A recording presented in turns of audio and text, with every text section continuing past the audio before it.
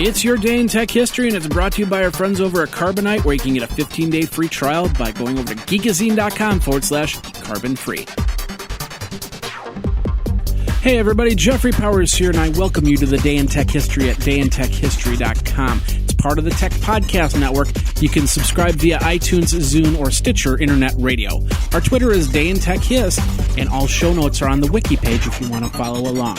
Now let's find out what happened on this day, your day in tech history. August 13th, 1953, the sci-fi film War of the Worlds was released.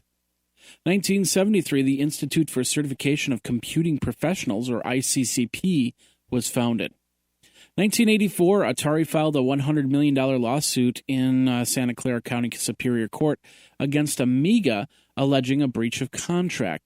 They charged Amiga fraudulently dealt with other potential buyers after agreeing to negotiate licensing specific microprocessors to Atari in return for a $500,000 advance payment. 1986, the International FidoNet Association files for nonprofit organization status. 1991, Steve Ahola, regional coordinator of the FidoNet Echo Mail, commits suicide partially over the prospect of losing his BBS and RC position with it. 1997, the DCE integration software for the Solaris Common Desktop environment was first released. And version 1.1 Alpha 0 of the Ruby programming language was also released. 1998, the Bandai e-commerce site Anime Village goes online. It's their first attempt to sell anime in North America. Anime Village only offered subtitled VHS cassettes, despite the popularity of DVD format and dubbed anime. And in 1999, Apple Computer released the Power Mac G4 line of personal computers. It featured the Power PC G4, PPC 7400 series of microprocessors.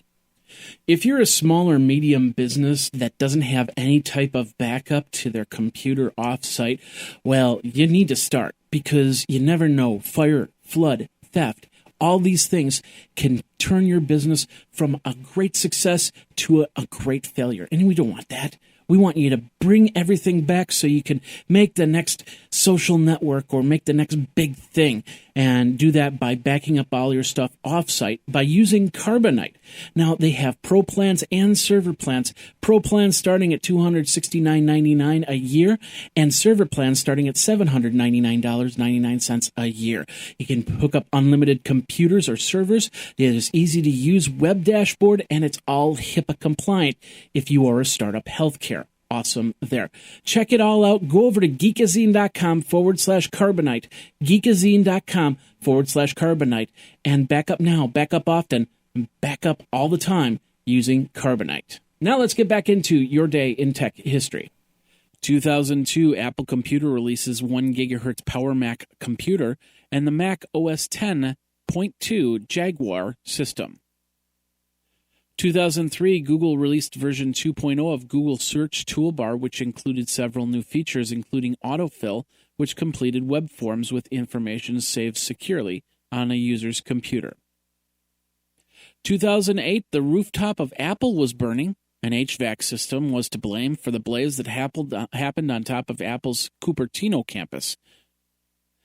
Also in 2008, Barack Obama becomes the most followed Twitter profile. He knocked out Kevin Rose from the top spot at 56,661. Of course, that's changed since then. 5 Sheraton Inns would get the Microsoft Surface tablet as a test. And Datallegro, a warehouse application, had been sued by XPrime, where Kerry Jardin, CEO of Datallegro, used to work. They were in mid-acquisition by Microsoft at the time. 2009, Illinois signs a bill to law that bans sex offenders from using social network sites. Within the definition, they cannot sign on to sites or post comments on sites or use the social networking discussion software. 2012, Google cuts 4,000 jobs at Motorola Mobility. And in 2013, Apple acquired Matcha.tv, an iOS app where you could watch cable TV provider content, such as Comcast content, along with Netflix, Hulu, iTunes, and more. And Carl Icahn purchased $1 billion in Apple shares, jumping the stock up to 4.75%. And that's your day in tech history. My name is Jeffrey Powers, www.dayintechhistory.com. All the show notes are over at wikizine.com, Geekazine's wiki. And of course, you can like the Facebook page and follow Twitter at Day in Tech Hist. Until tomorrow, take care. Day in Tech History is copyright 2014 JMP Enterprise and Geekazine.com.